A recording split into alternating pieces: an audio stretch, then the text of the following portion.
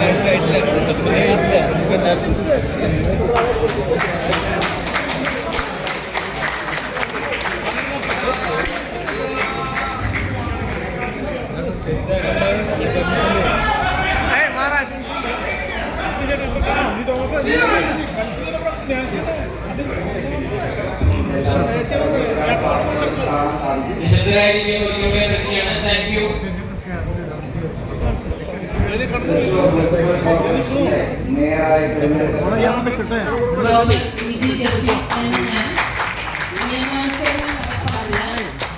ഭരണഘടനയോട് യഥാർത്ഥമായ വിശ്വാസവും കൂറും പുലർത്തുമെന്നും ഇന്ത്യയുടെ പരമാധികാരവും അഖണ്ഡതയും നിലനിർത്തുമെന്നും ഭയാശങ്കയോ മമതയോ വാത്സല്യമോ വിദ്വേഷമോ കൂടാതെ ഞാൻ എൻ്റെ ഔദ്യോഗിക കർത്തവ്യങ്ങൾ യഥാവിധിയായും വിശ്വസതയോടും എൻ്റെ പരമാവധി കഴിവും അറിവും വിവേചനാശക്തിയും ഉപയോഗിച്ചുകൊണ്ടും നിർവഹിക്കുമെന്ന് ഈശ്വരനാമത്തിൽ സത്യപ്രതിജ്ഞ ചെയ്യുന്നു.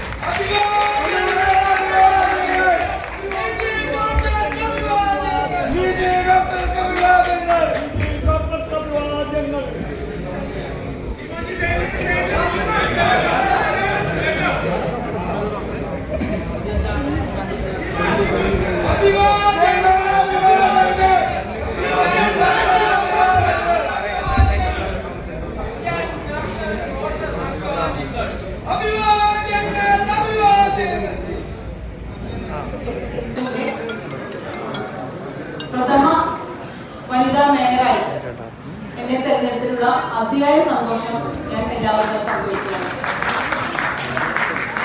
ഇന്നിവിടെ ഈ വോട്ടെടുപ്പിൽ പങ്കെടുത്തപ്പോൾ നിങ്ങൾക്ക് എല്ലാവർക്കും അറിയാവുന്ന പോലെ UDF-ൽ 33 എന്ന മാജിക് നമ്പറുമായിട്ടാണ് ഞങ്ങൾ ഇപ്രാവശ്യത്തെ കോർപ്പറേഷൻ ഭരണം പിടിച്ചെടുത്തത്.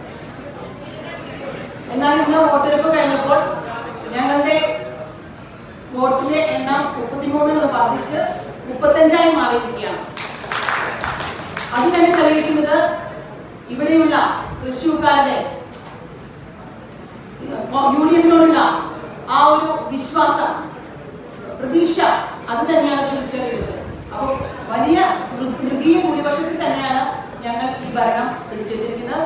അതുകൊണ്ട് തന്നെ തൃശ്ശൂർക്കാർ ആഗ്രഹിക്കുന്ന തരത്തിലുള്ള അടിസ്ഥാനപരമായ വികസനം ഒരു വശത്ത്, സമഗ്രമായ വികസനം, അതുപോലെ തന്നെ മറുവശത്ത് ജനങ്ങളുടെ പങ്കാളിത്തം ഉൾക്കൊണ്ടുകൊണ്ട് ജനങ്ങൾക്ക് വേണ്ടിയുള്ള ക്ഷേമ പ്രവർത്തനങ്ങൾ മറുവശത്ത് തുടങ്ങുവാനാണ് ഞങ്ങൾ ആഗ്രഹിക്കുന്നത്. ഇതൊരു ടീം വർക്കാണ്. Together everybody achieve more.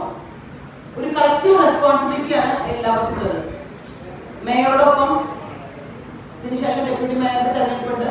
Deputy മേയറോടൊപ്പം team UDF എല്ലാ കൗൺസിലേഴ്സും ഒറ്റക്കെട്ടായി നിന്നുകൊണ്ട് എല്ലാ കൗൺസിലേഴ്സിനെയും വിശ്വാസത്തിലെടുത്തുകൊണ്ട് പാർലമെന്ററി പാർട്ടി യോഗം വിളിച്ചുകൂട്ടി അതിനുശേഷം ജില്ലയിലെ DCC നേതൃത്വമായി ആലോചിച്ചുകൊണ്ടാണ് ഭാവിയിലെ എല്ലാ പ്രവർത്തനങ്ങളും പ്ലാൻ ചെയ്യാൻ ഉദ്ദേശിക്കുന്നത്.